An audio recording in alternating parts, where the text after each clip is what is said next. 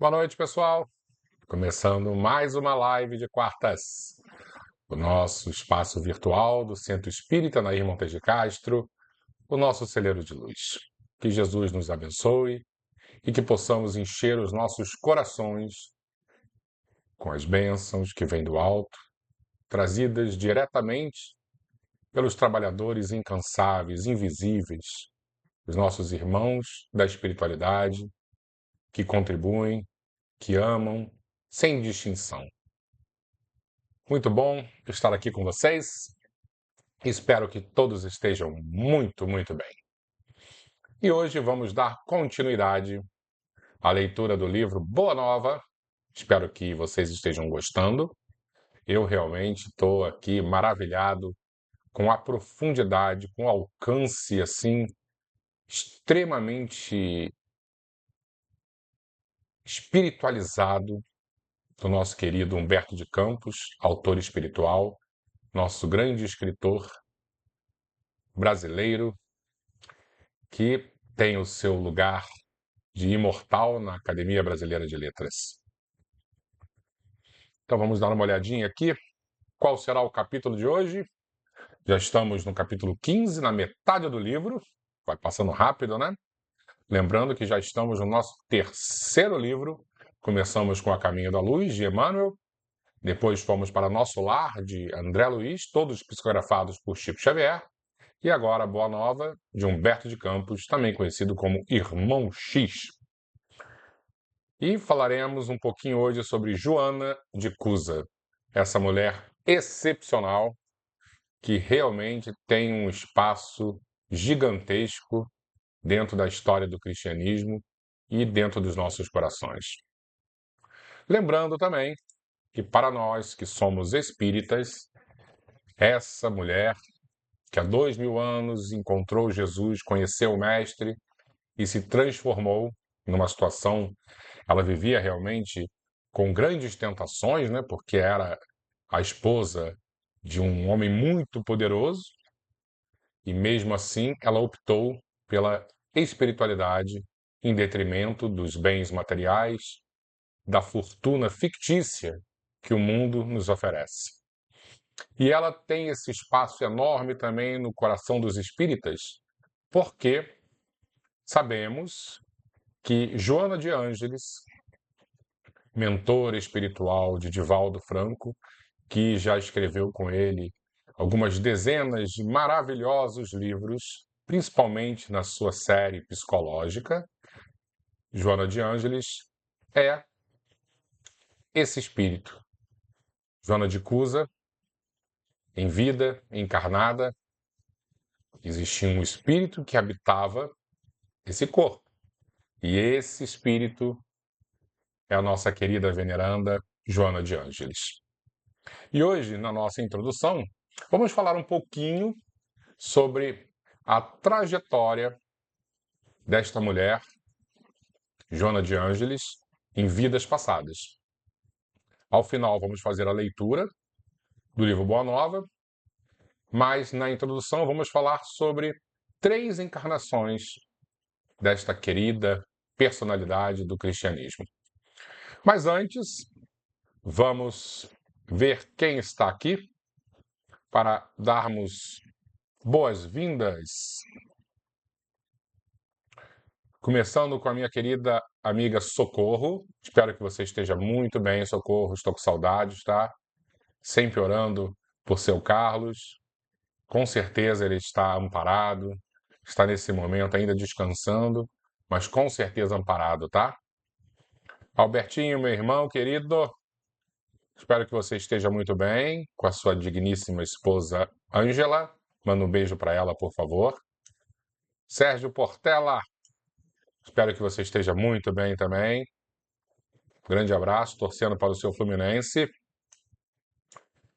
Neia Viana, muito boa noite, bem-vinda, sempre conosco aqui, Neia. Jesus proteja a sua família também.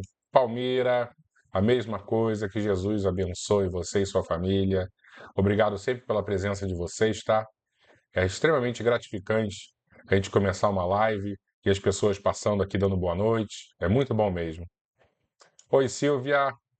muito boa noite para você. Jesus abençoe sua família, você.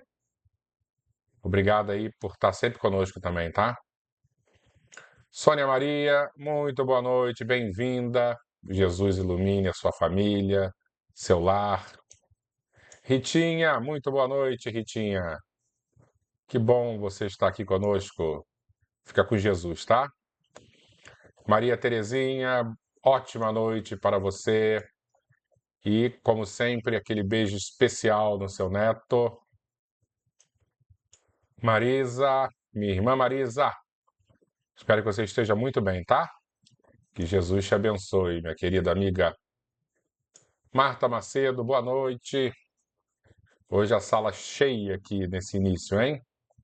Que Jesus te ilumine, tá, Marta? Sua família receba também as luzes. Hoje, com certeza, teremos uma noite muito especial. Quando a gente fala de Joana de Ângeles, né, no caso, há 2000 anos, Joana de Cusa, teremos grandes surpresas, grandes visitas espirituais em nossos lares. Doriane, tudo bom, Doriane?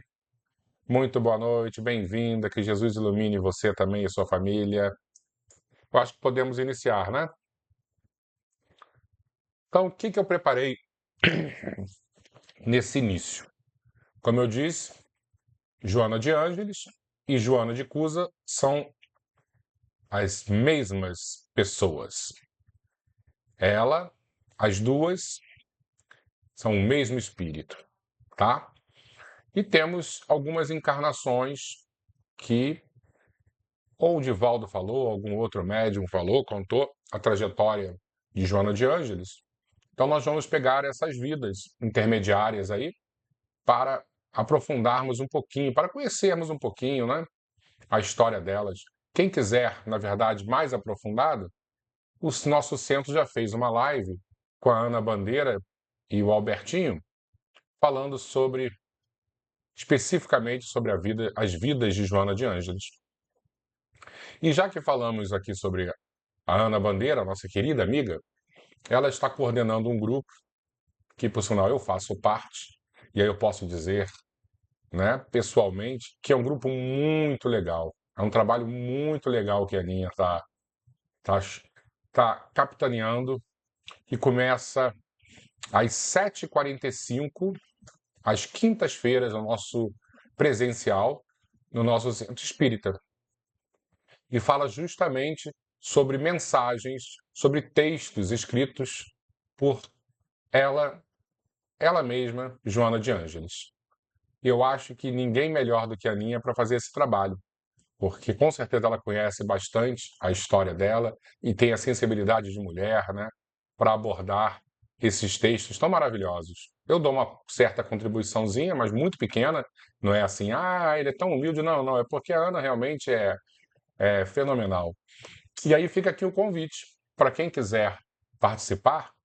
Amanhã teremos, né, a leitura de uma página, já é a segunda parte dessa página, mas daqui a 15 dias, tá, começaremos um livro. Deixa eu até pegar o nome aqui do livro, para quem tiver interesse de participar. Então, não é amanhã exatamente esse livro, mas deixa eu ver aqui qual é a data direitinho, para não falar bobagem. Então, amanhã é dia 5, no dia 12, quinta-feira, 12 de dezembro, começaremos a leitura de um novo livro que chama Momentos de Saúde e de Consciência. Como eu disse, psicografado por Divaldo e o espírito que ditou, Joana de Ângeles. Então fica aqui o convite para quem desejar fazer parte dessa família, mais uma família do nosso querido Centro Espírita, né? E que eu posso confirmar que é um trabalho está sendo muito bom e faz muita diferença ao final, assim como nós saímos gratos e tocados pela espiritualidade. Então, voltando à nossa introdução, eu preparei aqui um PowerPoint para falar um pouquinho sobre as vidas intermediárias entre Joana de Cusa e Joana de Ângeles. Nós temos Santa Clara de Assis. Para quem não está associando o nome a pessoa, né, Santa Clara de Assis, era aquela mulher que trabalhou durante muito, muito tempo com São Francisco de Assis. E se sabemos que Santa Clara de Assis é o retorno de Joana de Cusa, também sabemos que Francisco de Assis é o retorno, a reencarnação de João Evangelista. E aí que dupla, hein? Nascida em 16 de julho de 1194, a gente não sabe se houve algumas encarnações entre a da Santa Clara e Joana de Cusa, mas se não, ela passou bastante tempo no plano espiritual, com certeza trabalhando e muito, né? Ela nasce em 1194 em Assis, uma cidadezinha na região da Úmbria, na Itália. Foi uma figura central do movimento franciscano e uma das grandes santas da Igreja Católica. Proveniente de uma família nobre e rica, e a gente vai ver hoje, né, que Joana de Cusa também era de uma família nobre e rica. Ela volta com esse grande desafio, né, de romper com o mundo material e trabalhar na espiritualização das almas. Clara mostrou desde jovem uma inclinação profunda para a espiritualidade e a simplicidade, características que moldaram sua vida e seu legado. Inspirada pelo carisma e pela mensagem de São Francisco de Assis, Clara tomou a decisão radical de renunciar aos privilégios da nobreza para seguir uma vida de pobreza, oração e, o mais importante, serviço no bem. Aos 18 anos, em uma cerimônia secreta, ela deixou sua família e foi recebida por Francisco, que lhe cortou os cabelos em um ato simbólico de consagração. Eu lembro quando eu era bem jovenzinho, eu assisti um filme, se eu não me engano, o título era Irmão Sol, Irmã Lua. Muito bonito. Valeu muito a pena. Eu acho que quem puder, de alguma maneira, assistir esse filme, deve ter nessas plataformas aí de streaming. Eu acho que vale a pena, porque é muito legal. Clara fundou a Ordem das Clarissas, ou Damas Pobres de São Damião, composta exclusivamente por mulheres que desejavam viver os princípios franciscanos de pobreza absoluta, sempre desbravando, né? Porque eu fico imaginando, nesta época, na Idade Média, as mulheres tentando fazer alguma coisa, como devia ser muito mais difícil do que hoje em dia. E ela desbravou, abrindo esses caminhos para as mulheres. Essa ordem foi baseada na oração contemplativa e na renúncia aos bens materiais, sendo Clara a primeira mulher a redigir uma regra aprovada pela Igreja. Né? Tantas mulheres aí que podemos seguir, né? Às vezes o movimento feminista parece que está tão perdido. Olha quantas figuras femininas nobres, e aí dentro de uma palavra que eu não suporto, mas eu vou falar aqui, empoderadas, né? Por que seguir, às vezes, pessoas tão perdidas, né? Quando você está perdido, não é para ninguém ficar seguindo, né? E nós temos que buscar os passos dessas pessoas que realmente transformaram o mundo em um mundo melhor.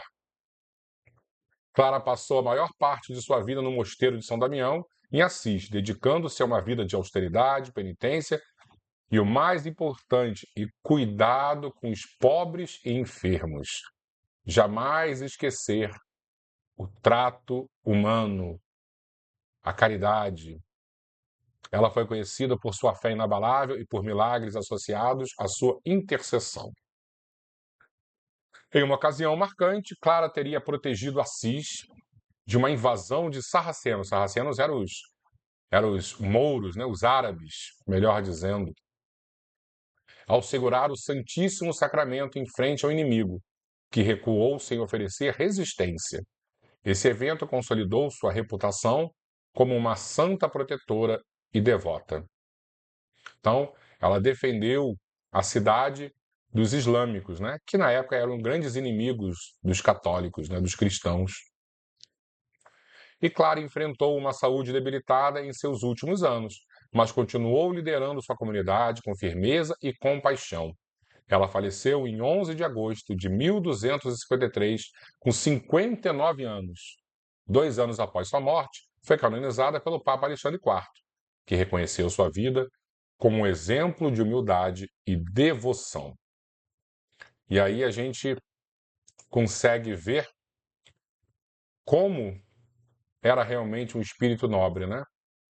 Mais uma vez, vou repetir, porque eu acredito que seja uma das provas mais difíceis, a prova da nobreza, da riqueza, né? Da vida tranquila.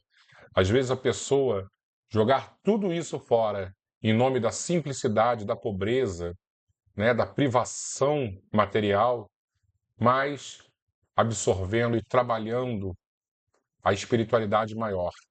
Como é importante, como realmente esses exemplos nos tocam o coração. E agora vamos falar sobre a encarnação seguinte de Santa Clara, que é a irmã ou Soror Juana Inês de la Cruz, 1648 a 1695. Essa o exemplo realmente maior para mim desse movimento feminista que deu certo, justo, amoroso, sem querer destruir o mundo masculino, mas buscando mais igualdade, né, mais respeito. Isso sim realmente deveria ser, ao meu ver, o movimento feminista. Foi uma das figuras mais notáveis da literatura e da teologia do século XVII. Ela se destacou como poeta, dramaturga, filósofa e defensora dos direitos das mulheres à educação. Lembrando que nessa época, né, as mulheres não tinham nenhum direito à educação. Sua vida e obra são marcos importantes na cultura e na história do México e da América Latina. Eu estou vendo aqui nos comentários que a Socorro falou que assistiu o filme Irmão Sol e Irmã Lua, né? Existe também, Socorro, uma série no Netflix, eu não sei se ainda tá, que fala sobre a Juana Inês. É bem interessante, conta uma história, a história dela, né? No México. Achei bem legal, acho que vale a pena assistir. Claro que tem algumas coisas ali que aí eu chamo de movimento woke, né? Tentando colocar provavelmente algumas características nela que não condizem com a realidade, mas jogando isso para escanteio, achei que a série foi bastante interessante. Nascida no México, então e o México nessa época era parte do vice-reino da Nova Espanha, ela demonstrou desde cedo uma inteligência brilhante e uma sede insaciável de conhecimento. Autodidata, se nessa época não fosse autodidata, né, coitada, ela não ia ter escolas para aprender, aprendeu a ler aos 3 anos e rapidamente dominou o latim, além de outros temas como ciência, filosofia e teologia. Fico imaginando uma mulher nessa época tentando se aprofundar em ciência, como realmente Juana Inês de la Cruz era uma mulher à frente do tempo. Coisa mais maravilhosa.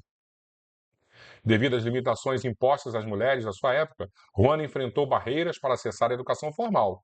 Contudo, sua determinação a levou a aprender e produzir conhecimento de forma independente. Aos 21 anos, Juana ingressou na Ordem de São Jerônimo. A vida monástica lhe proporcionou um ambiente relativamente mais livre para se dedicar ao estudo e à escrita. No convento, ela reuniu uma vasta biblioteca e produziu poemas, peças de teatro e textos filosóficos e teológicos.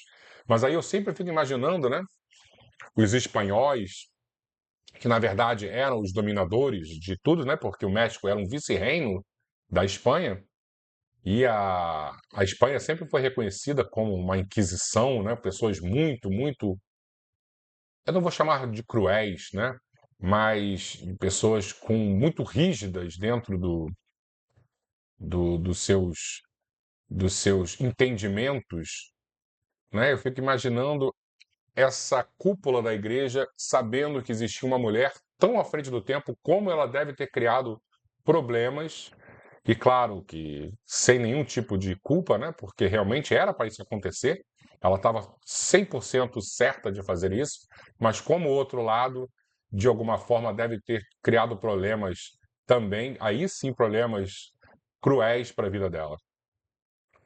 Sua obra literária abrange temas variados, desde a celebração do amor e da natureza até reflexões, filosóficas e teológicas. Ela é conhecida por seus poemas líricos e sonetos, que exploram a condição humana, as emoções e o universo espiritual. Conflito com a igreja, olha o que eu estava falando.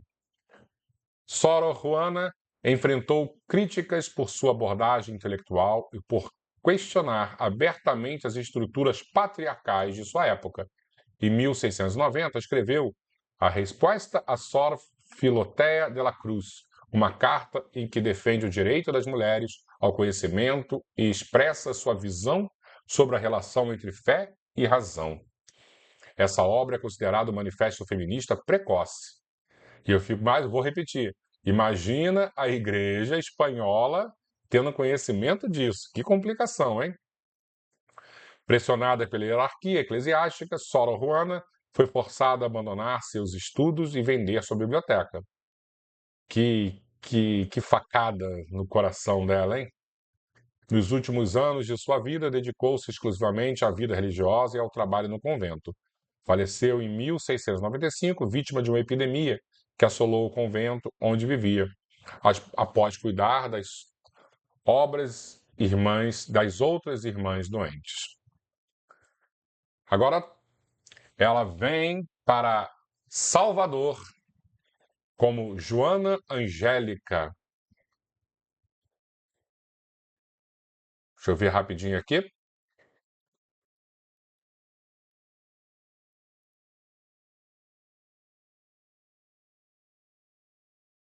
Aqui, a Silvia está falando, ó, justamente por isso Divaldo comenta que a série Juana e Inês contém algumas licenças artísticas que não condizem com a realidade. Né? Isso mesmo, né, Silvia? Obrigado pela sua participação, né? E eu vou deixar claro, é porque na série eles dizem que a Juana era lésbica, né? E a gente já, hoje em dia, já aprendeu a assistir às séries com um olhar mais crítico, né? Sabendo que essas licenças poéticas, e a gente chama dessa agenda mais progressista, é tentando, de alguma maneira, não diminuir a pessoa, né? Não é esse o ponto, mas transformar essa pessoa dentro de uma caixa que essa caixazinha é aceita hoje em dia numa parte da população. Eu não estou dizendo que é mérito ou demérito. Eu só acho que, de alguma forma, nós temos que manter a realidade e não tentar colocar dentro de um pacote para vender mais fácil para um grupo específico. Acho que nós temos que ser mais fiéis à realidade. Então, vamos falar aqui sobre Joana Angélica, a nossa baiana, que nasceu em Salvador em 12 de dezembro de 1761, em uma família modesta. Desde jovem demonstrou vocação religiosa, ingressando aos 20 anos no convento da Lapa, da Ordem das Clarissas, onde adotou o nome religioso de Soror, ou Irmã Joana Angélica de Jesus.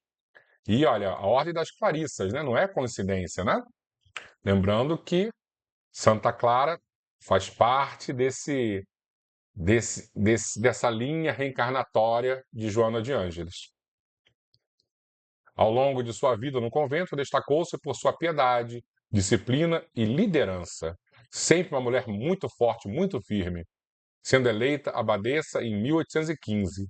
Em sua posição, liderava a comunidade religiosa, desempenhando papel importante na administração do convento e no cuidado das jovens internas.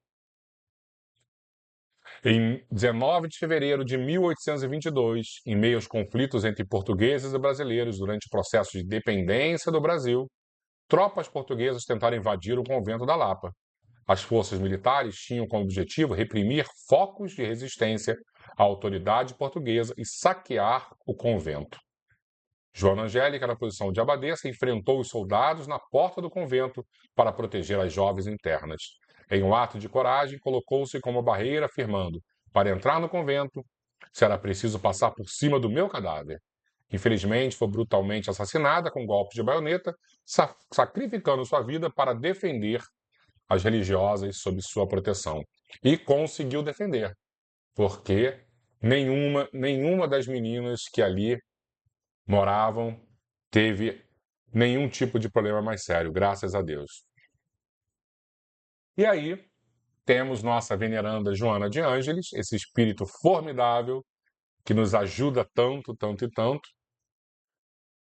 E aí eu trouxe algumas obras que nossa querida veneranda compôs com Divaldo Franco. Primeiro, algumas características dela, né? Foco no autoconhecimento. Joana de Ângeles destaca a importância do autoconhecimento como ferramenta essencial para o progresso espiritual e psicológico, unindo conceitos da psicologia transpessoal. Essa é uma linha muito interessante, né? Muito importante da psicologia, a transpessoal, com os ensinamentos do Evangelho. Psicologia e espiritualidade. Ela integra teorias psicológicas modernas, inspiradas em Jung, Maslow e outros, com a doutrina espírita, oferecendo uma visão holística do ser humano como corpo, mente e espírito. Por isso que eu acho que vale tanto a pena a participação nesse nosso grupo de quinta-feira à noite. Porque trabalhar o autoconhecimento, trabalhar uma psicologia mais humanizada, uma psicologia holística, né, focada no evangelho, é extremamente gratificante. E um aprofundamento filosófico. A obra de Joana de Ângeles tem uma abordagem universalista, transcendendo barreiras religiosas e culturais, com reflexões que podem ser aplicadas à vida cotidiana. E aí sim, as principais obras da série psicológica, que já são 13 volumes, Jesus, o Evangelho à Luz da Psicologia Profunda, que é um estudo da mensagem de Jesus sobre a ótica da psicologia profunda. O Homem Integral, quantas vezes nós já estudamos esse livro na nossa Casa Espírita, o Homem Integral? Reflexão sobre o equilíbrio entre corpo, mente e espírito. Livro também Plenitude, quantas vezes também já tivemos a oportunidade de ler. Caminhos para alcançar a harmonia interior. Autodescobrimento, uma busca interior. Ferramentas para o autoconhecimento. E outros livros de destaque. E aí eu coloquei logo como primeiro livro esse que nós vamos iniciar na semana que vem, no grupo de quinta-feira à noite, que começa às 7h45 da noite. Estão todos convidados, tá? De 7h45 vai até 9h15. Então temos 1h30 de estudo e no finalzinho a gente faz um relaxamento, uma oração. Tá muito, muito legal. Que é o livro Momentos de Saúde e Consciência. Mensagens que convidam à reflexão e transformação pessoal. Vida feliz, conselhos para alcançar uma vida equilibrada e feliz. E após a tempestade, lições de superação e resiliência diante das adversidades.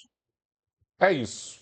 Então podemos, eu acho que podemos iniciar, né? Só lembrando que esse livro que nós vamos iniciar semana que vem, na próxima quinta, né? Se eu não me engano é dia 12, né? Como eu tinha dito aqui. Ele está sendo vendido na nossa livraria, mas se a pessoa, eu estou com dificuldade financeira, tal, não tem problema, vai sem livro, te dá um jeito, tá? A pessoa vai ser acolhida, não se preocupa com isso. O importante, se estiver com vontade de aprender, se estiver com vontade de conhecer pessoalmente as pessoas, às vezes a pessoa nunca apareceu no centro, ela sempre acompanha as explanações aqui através da live, vai lá, vai dar uma passada, vai ver como é diferente, como realmente existe uma energia maravilhosa que nos acolhe. Não se preocupa, não tenho dinheiro para o livro, não estou bem esse mês, e está só, acho que, se eu não me engano, R$ 38, tá? Mas mesmo assim, a gente sabe que a vida está complicada, está apertada, não se preocupa com isso. Vai que a gente dá um jeito, tá bom? Então, acho que podemos iniciar a leitura do livro e já antecipo, é um capítulo muito, muito legal e a gente vai ver como Joana de Ângeles, nessa encarnação, Joana de Cusa, realmente transformou um pouquinho o cristianismo.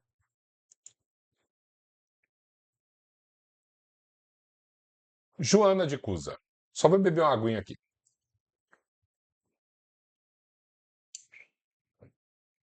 Entre a multidão que invariavelmente acompanhava Jesus nas pregações do lago, achava-se sempre uma mulher de rara dedicação e nobre caráter, das mais altamente colocadas na sociedade de Cafarnaum.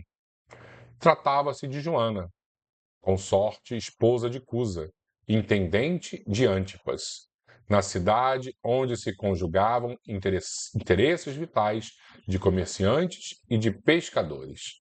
Então Cusa trabalhava com Herodes, né? O homem mais importante ali da Galileia. Joana possuía verdadeira fé. Contudo, não conseguiu forrar-se às amarguras domésticas, porque seu companheiro de lutas não aceitava as claridades do Evangelho. Considerando seus dissabores íntimos, a nobre dama procurou o Messias, numa ocasião em que ele descansava em casa de Simão. Ele expôs a longa série de suas contrariedades e padecimentos. Já que falamos hoje também tanto sobre série, filmes, né? Tem uma série, muitos já devem ter assistido, são Os Escolhidos, The Chosen, e que a Joana de Cusa tem um papel ali que é importante, ela ajuda bastante os apóstolos, né, financeiramente. Eu acho que vale a pena assistir essa série porque é maravilhosa. Tem as 3 primeiras temporadas na Netflix, mas quem não assinar a Netflix, tem também um aplicativo que você consegue assistir as 4 temporadas existentes. E já estão produzindo a 5ª, tá? Joana possuía a verdadeira fé, contudo não conseguiu forrar-se às amarguras domésticas, porque seu companheiro de lutas, eu já li isso, né? O esposo não tolerava a doutrina do mestre. Alto funcionário de Herodes, em perene contato com os representantes do império, repartia suas preferências religiosas, ora com os interesses da comunidade judaica, ora com os deuses romanos, o que lhe permitia viver em tranquilidade fácil e rendosa.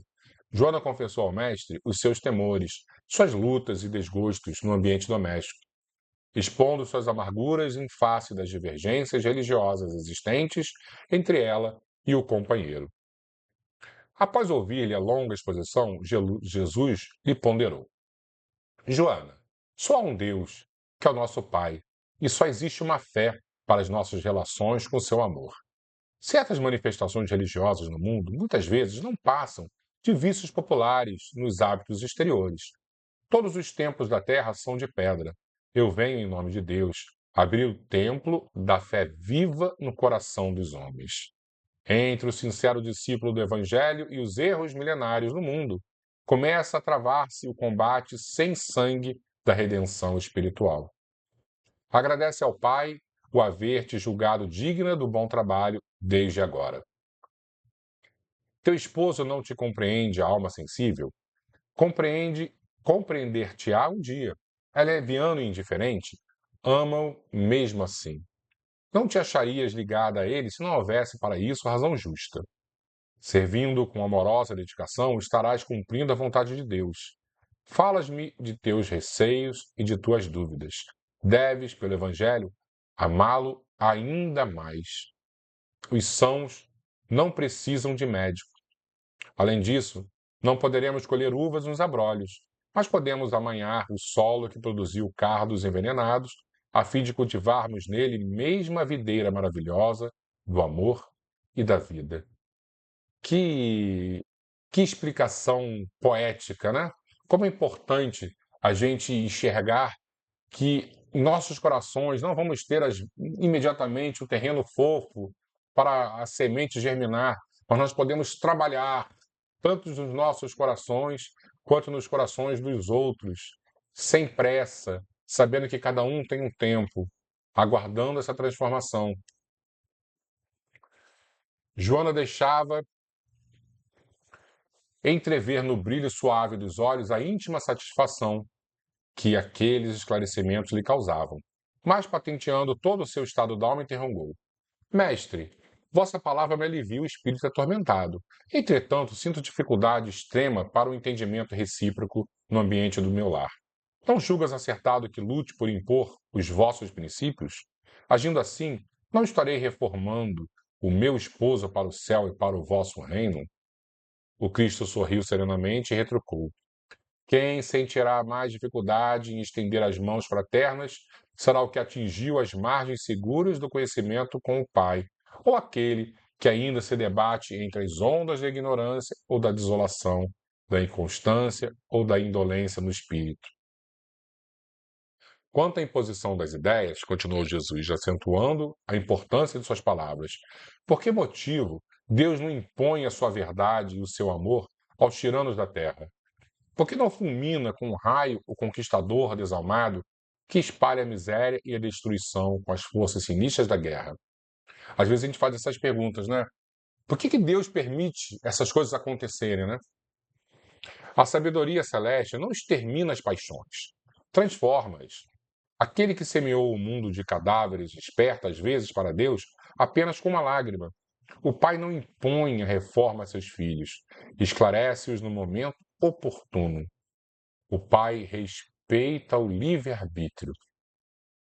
Joana, o apóstolo do Evangelho é o de colaboração com o céu. O apostolado do Evangelho é o de colaboração com o céu, nos grandes princípios da redenção. Ser fiel a Deus, amando o teu companheiro do mundo como se fora teu filho. Não percas tempo em discutir o que não seja razoável. Isso é muito bonito, né? Amando o teu companheiro do mundo como se fora teu filho. Deus não trava contendas com as suas criaturas e trabalha em silêncio por toda a criação. Vai, esforça-te também no silêncio, e quando convocado ao esclarecimento, fala o verbo doce ou enérgico da salvação. Doce ou enérgico, segundo as circunstâncias. Volta ao lar e ama o teu companheiro como material divino que o céu colocou em tuas mãos, para que tales uma obra de vida, sabedoria e amor. Joana de Cusa experimentava um brando alívio no coração.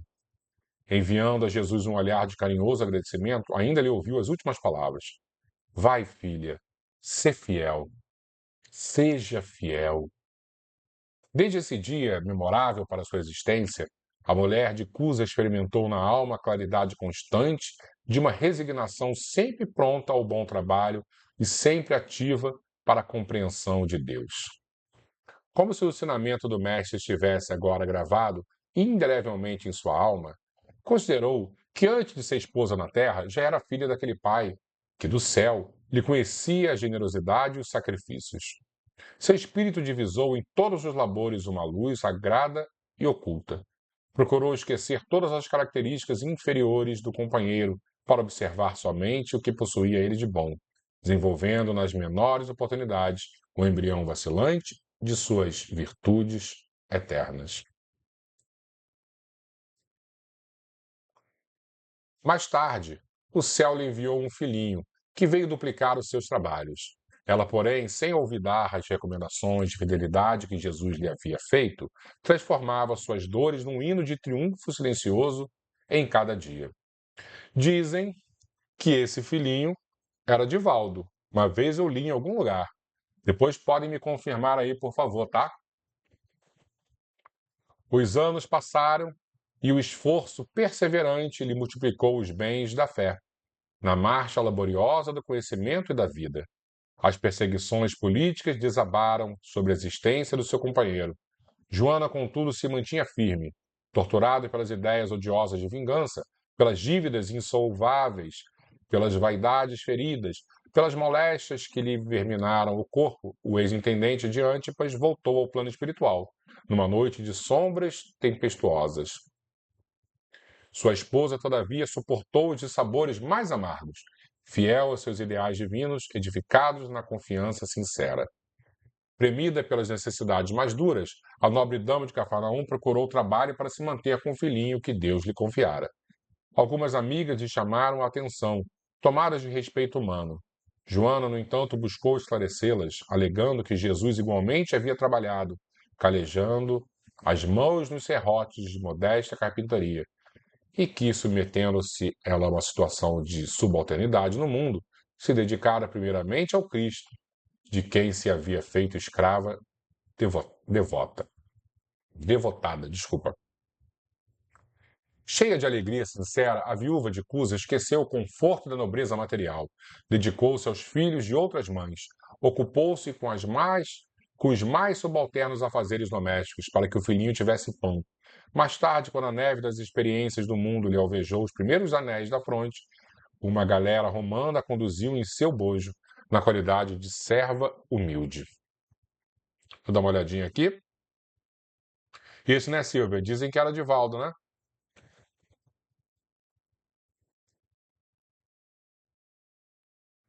No ano de 68, quando as perseguições ao cristianismo iam intensas, vamos encontrar num dos espetáculos sucessivos do circo uma velha discípula do Senhor, amarrada ao poste do martírio, ao lado de um homem novo que era seu filho. Lembrando que em 68 era Nero, né? O grande imperador que perseguiu muito os romanos. Ante o vozerio do povo foram ordenadas as primeiras flagelações. Abjura, exclama o executor das ordens imperiais, de olhar cruel e sombrio. A antiga discípula do Senhor contempla o céu, sem uma palavra de negação ou de queixa. Então o açoite vibra sobre o rapaz seminu, que exclama entre lágrimas: Repudia Jesus, minha mãe. Não vês que nos perdemos? Abjura, por mim que sou teu filho. Pela primeira vez, dos olhos da Marte corre a fonte abundante das lágrimas. As rogativas do filho são espadas de angústia que lhe retalham o coração. Abjura, abjura! Joana ouve aqueles gritos, recordando a existência inteira, o lar risonho e festivo, as horas de ventura, os desgostos domésticos, as emoções maternais, os fracassos do esposo, sua desesperação e sua morte, a viuvez, a desolação e as necessidades mais duras. Em seguida, ante os apelos desesperados do filhinho, recordou que Maria também fora mãe, e vendo seu Jesus crucificado no madeiro da infâmia, soubera conformar-se com os desígnios divinos. Acima de todas as recordações, como alegria suprema de sua vida, pareceu-lhe ouvir ainda o mestre em casa de Pedro a lhe dizer: Vai, filha, sê fiel. E essa recordação dela em relação a Maria, né? Porque Maria estava ali, vendo Jesus crucificado, padecendo todos os sofrimentos, e se manteve fiel. E esse exemplo de Maria também ajudou Joana de Cusa a manter a fidelidade dela em relação ao Mestre. Então, possuída de força sobre-humana, a viúva de Cusa contemplou a primeira vítima ensanguentada e, fixando no jovem um olhar profundo e inexprimível na sua dor e na sua ternura, exclamou firmemente: Cala-te, meu filho. Jesus era puro e não desdenhou o sacrifício. Saibamos sofrer na hora dolorosa, porque acima de todas as felicidades transitórias do mundo, é preciso ser fiel a Deus. A esse tempo, com os aplausos delirantes do povo, os verdugos lhe incendiavam em derredor achas de lenha embebidas em resina inflamável. Em poucos instantes, as labaredas lamberam-lhe o corpo envelhecido. Joana de Cusa contemplou com serenidade a massa de povo que lhe não entendia o sacrifício. Os gemidos de dor lhe morriam abafados no peito opresso. Os algozes da Marte cercaram-lhe de impropérios a fogueira. O teu Cristo soube apenas ensinar-te a morrer? Perguntou um dos verdugos. A velha discípula, concentrando a sua capacidade de resistência, teve ainda forças para murmurar, não apenas a morrer, mas também a vos amar.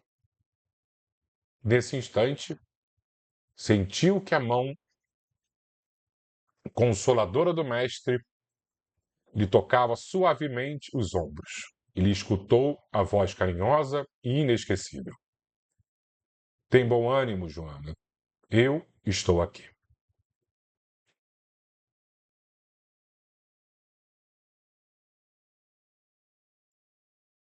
Que bonito, hein?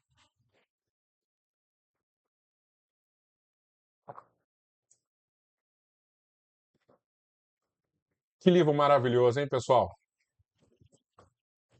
Quantas histórias inspiradoras esse livro é capaz de nos contar. Obrigado, Humberto de Campos, não apenas pela forma espetacular da sua escrita, mas pelo conteúdo profundo que você conseguiu nos trazer. E obrigado também a Chico Xavier pela dignidade da sua mediunidade e pela minúscula interferência que nós sabemos, como médiuns ainda tão imperfeitos, como é difícil, né, ter pouca interferência numa comunicação. E nitidamente Chico era aquele aparelho perfeito para a comunicação com os espíritos. Muita gratidão. Vamos, pessoal, fazer a nossa prece? Lembrando que o nosso copinho d'água já está aqui. Quem puder ir lá na cozinha rapidinho, pegar um copo d'água para que os trabalhadores incansáveis, anônimos do nosso querido celeiro de luz, o nosso centro espírita Nair Montes de Castro, possam abençoar com o que estamos mais necessitados para a nossa saúde física e principalmente a nossa saúde espiritual. E lembrando que muitos que ali na nossa casa espírita trabalham, esses espíritos abnegados, fazem parte da falange da nossa querida veneranda, da nossa querida Joana de Ângeles. E hoje, com certeza, eles estão olhando por cada um de nós. Apesar das nossas dificuldades, nossas limitações, eles estão nos ajudando, inspirando, estendendo as mãos para que a nossa caminhada na Terra não seja tão tortuosa. Vamos fazer a nossa oração. Vamos fechar os nossos olhos, então, cheios de gratidão, porque fazemos parte de uma família. E hoje, se aqui estamos reunidos em nome de Jesus, é porque tomamos essa decisão. Onde estávamos há 2000 anos? Quem éramos nós nesse movimento que trabalhava, às vezes, de maneira tão desordenada, tentando sufocar as vozes libertadoras daqueles espíritos que aqui vieram. Não precisamos saber do nosso passado infame, mas precisamos compreender que hoje somos outros. Hoje não estamos mais apedrejando, açoitando, xingando, blasfemando. Hoje aqui estamos reunidos em nome desse Mestre, que é amor, que é caridade, que é perdão, que é compaixão, que é a representação de Deus aqui na Terra. Hoje somos pessoas diferentes. E é dentro desse pensamento que precisamos compreender que vamos nos apoiar na nossa oração. Olhar para as nossas vidas de maneira mais justa. É o que necessitamos. Caímos, tropeçamos, ficamos por muito tempo ainda deitados, sem conseguir levantar. Mas temos a certeza de que isso é passageiro, porque já possuímos nos nossos corações, todos nós, a certeza de que só existe uma verdade. E essa verdade foi trazida por Jesus. E sem Ele, nossa vida não é nada. Mas com Ele, nada nos faltará. Obrigado, Mestre. Obrigado pela certeza de que fazemos parte da sua família. Ajuda-nos a fortalecer os nossos propósitos do bem. Ajuda-nos nessa caminhada que é difícil, mas sabendo não somos mais aqueles de 2000 anos atrás. Fica conosco hoje sempre, Senhor, nos abençoando, abençoando nossas famílias, abençoando nossos lares. Graças te damos, Senhor. Assim seja.